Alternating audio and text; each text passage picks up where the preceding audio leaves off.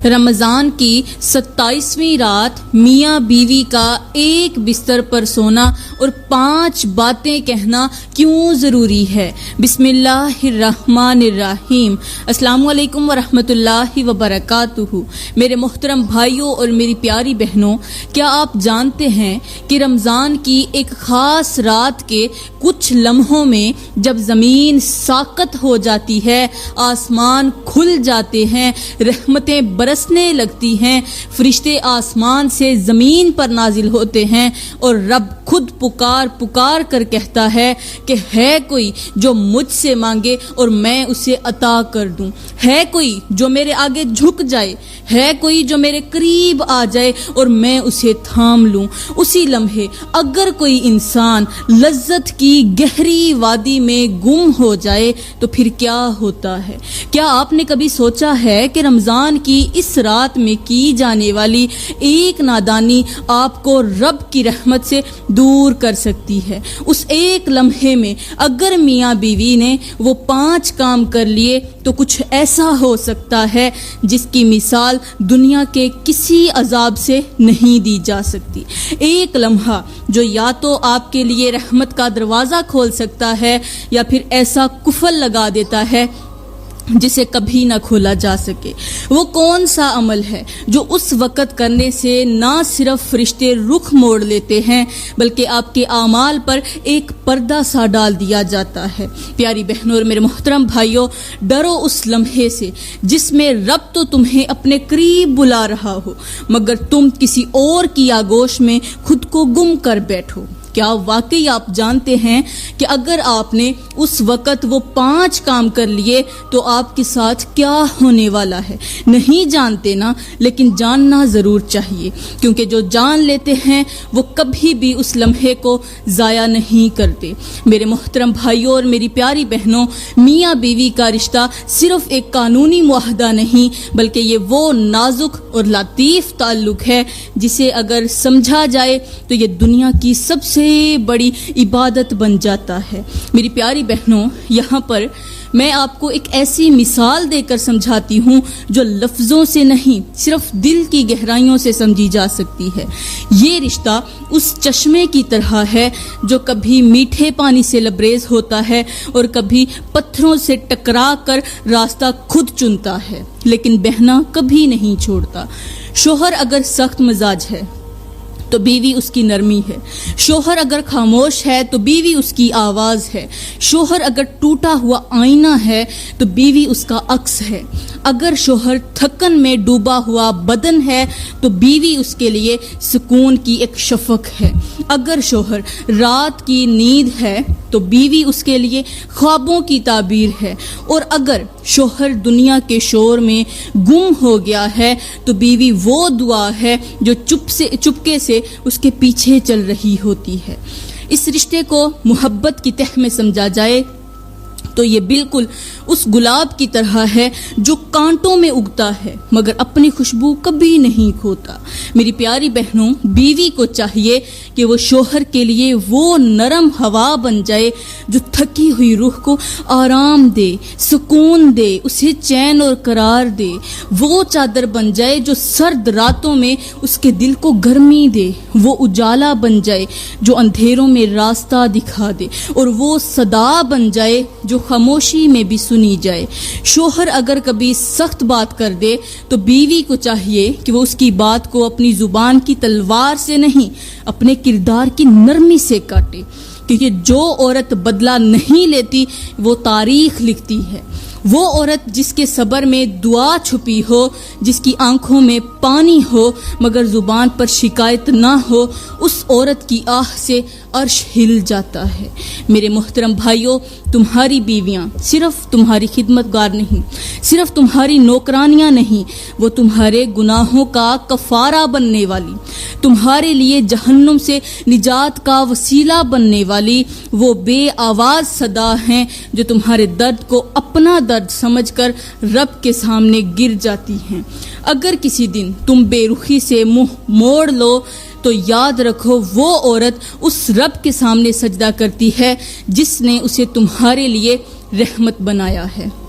اگر تمہارے دل میں اس کے لیے عزت نہیں ہے تو تم اس مقام سے گر چکے ہو جو اللہ نے شوہر کو عطا کیا ہے، اور اگر تم اس کی قربانیوں کو سمجھ لو، اس کی قربانیوں کو جان لو، اس کی خاموشی میں چھپی چیخوں کو سن لو، اس کی آنکھوں میں چھپی دعائیں پڑھ لو، تو تمہاری روح تڑپ اٹھے گی۔ بیوی صرف وہ نہیں جو تمہارے کپڑے دھوتی ہے، جو تمہارے جوتے پالش کرتی ہے، جو تمہارے برتن صاف کرتی ہے، کچن میں 4 گھنٹے کھڑی ہو کر تمہارے لیے کھانا بناتی ہے، بلکہ بیوی تو وہ ہے جو تمہارے گرنے سے پہلے تمہارے لیے دعا کا زینہ بن رہی ہوتی ہے۔ وہ ہر رات اپنے رب سے کہتی ہے کہ یا رب میرے شوہر کی تھکن مجھ میں اتار دے، اس کے دل کے غبار کو میرے آنچل میں لے آ، اس کے بدن کی سختی میرے لمس سے نرمی میں بدل جائے۔ وہ عورت جو تمہارے لیے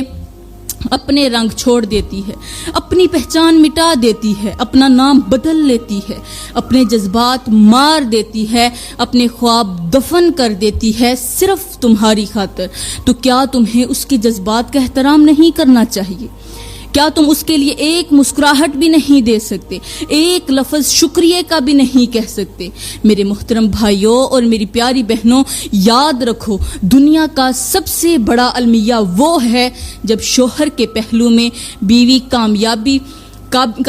ہو، جب شوہر کے پہلو میں بیوی ہو مگر وہ اس کو اجنبی سمجھے، اور سب سے بڑی کامیابی وہ ہے جب شوہر بیوی کو صرف بیوی نہیں بلکہ جنت کا راستہ سمجھ کر دیکھے،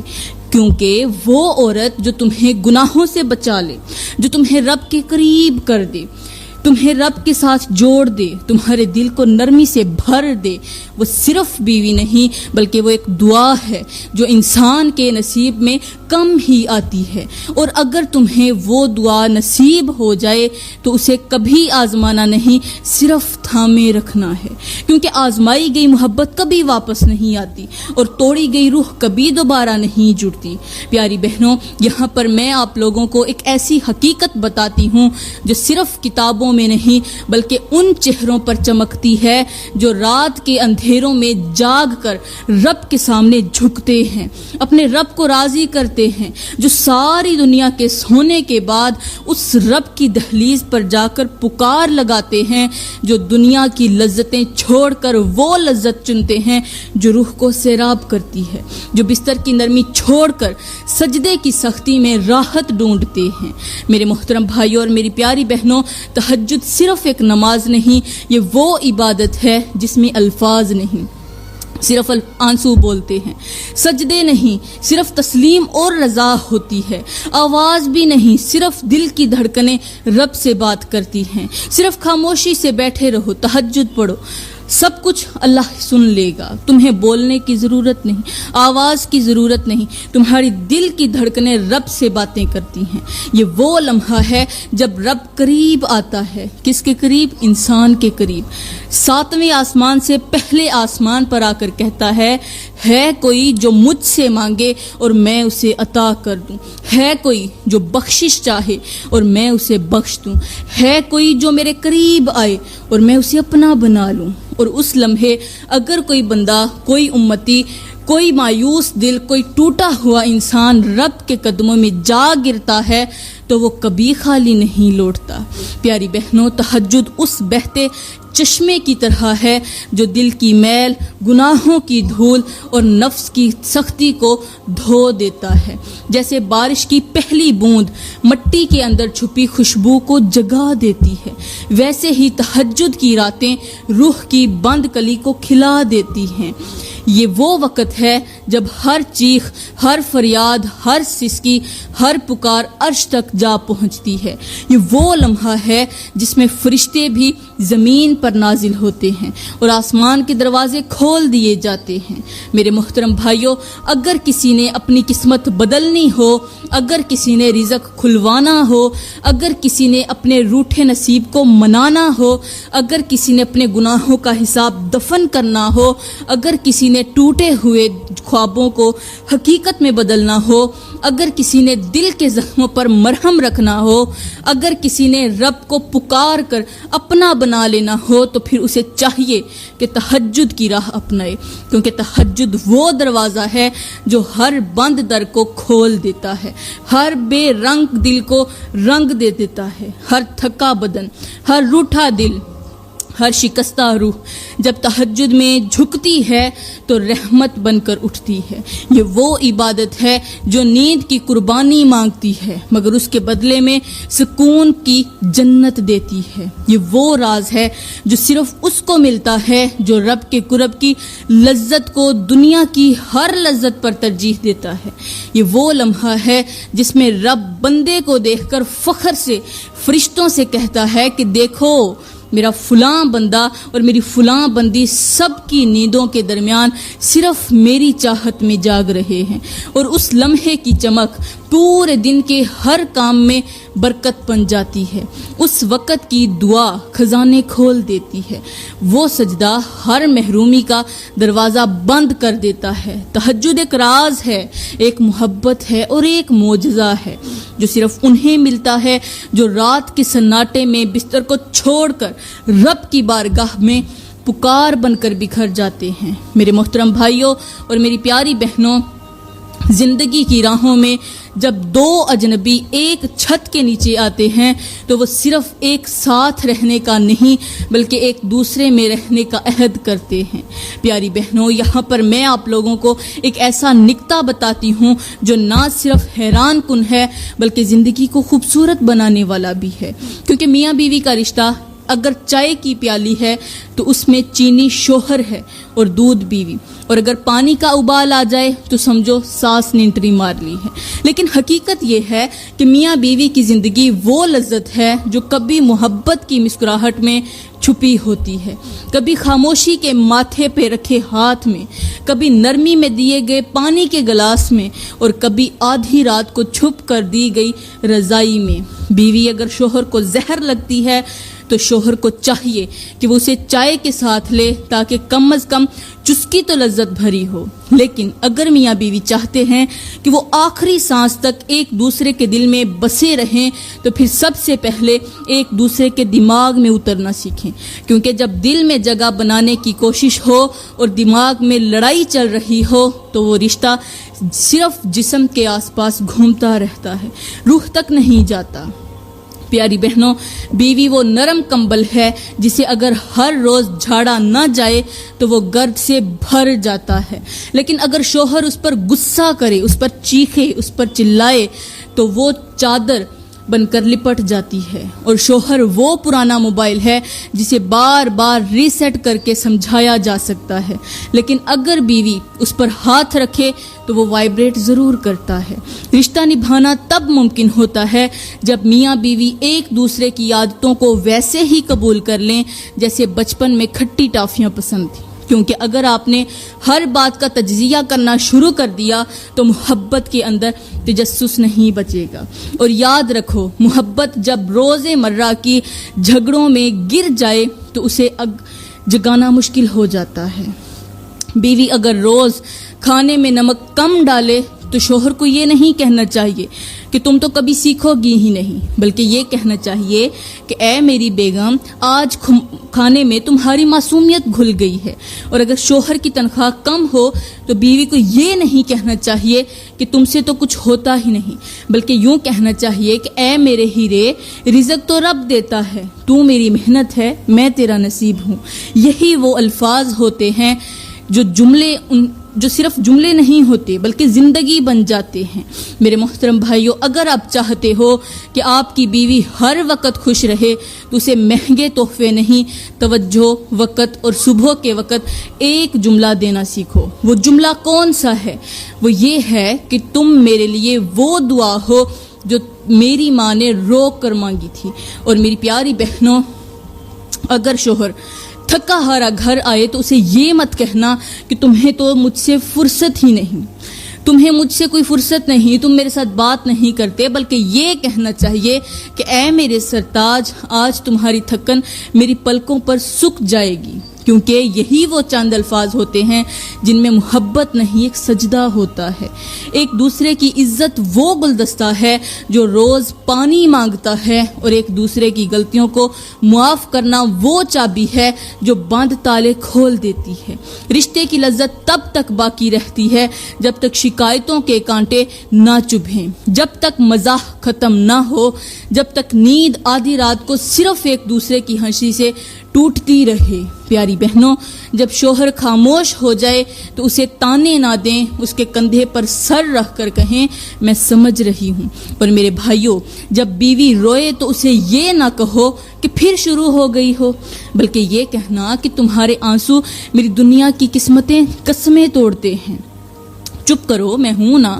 جب تک میں تمہارے ساتھ ہوں تمہیں کس چیز کی پرواہ ہے؟ زندگی وہ چائے ہے جس میں کڑواہٹ صرف چینی کے لیے جگہ خالی کرتی ہے۔ میری پیاری بہنوں، میاں بیوی کا رشتہ جب شکریہ، جب دعائیں، ہنسی اور نرمی سے بھر جائے تو نہ طلاق کی نوبت آتی ہے، نہ بیگانگی اور نہ ہی بے رخی کی، بلکہ صرف موت آتی ہے، اور وہ بھی اس کے بعد جب دونوں ایک دوسرے کے آنچل میں لپٹ کر جنت میں جانے کا خواب سوتے ہیں۔ اس لیے اگر تم چاہتے ہو کہ زندگی کی آخری سانس بھی ایک دوسرے کے نام پر تمام ہو تو پھر سیکھ لو کہ کبھی وقت دینا ہے،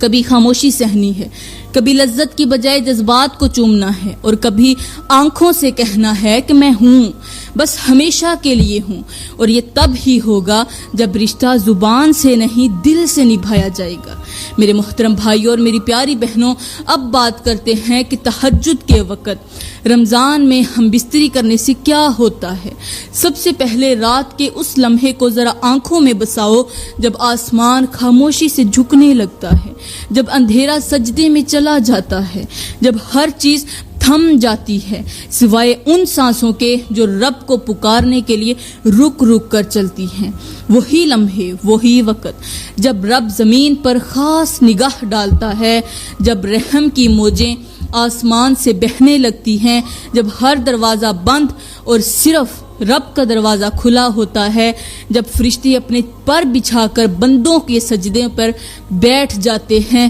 جب ہر آہ کو تحریر کیا جاتا ہے، جب ہر آنسو کو ترازو میں تولا جاتا ہے، اور افسوس کہ وہی لمحہ جب کوئی بندہ اپنی خواہش کا بندہ بن کر اپنے نفس کی غلامی کرتا ہے، رب کی طرف بڑھنے کی بجائے بیوی کے پہلو میں لذت ڈھونڈنے لگتا ہے، وہی لمحہ جب جسم کی گرمی روح کی سردی کا سبب بن جاتی ہے، وہی لمحہ جب آسمان کی طرف بلند ہونے والی نگاہیں شرمندگی سے جھک جاتی ہیں، وہی گھڑی جب عرش کی طرف جانے والی دعائیں روک لی جاتی ہیں، جب فرشتے چہرہ موڑ لیتے ہیں، جب عمل لکھنے والے ہاتھ ساکت ہو جاتے ہیں اور ان کا قلم کانپنے لگتا ہے۔ پیاری بہنوں، یہ وقت سجدے کا تھا، یہ وقت رونا تھا، یہ وقت رب سے پلٹنے کا تھا، لیکن اگر تم نے اسے لذت کی آڑ میں گزار دیا تو پھر یاد رکھو جو لمحے رب کے ہوتے ہیں ان میں اگر کوئی دوسرا آ جائے تو وہ صرف گناہ نہیں بنتا،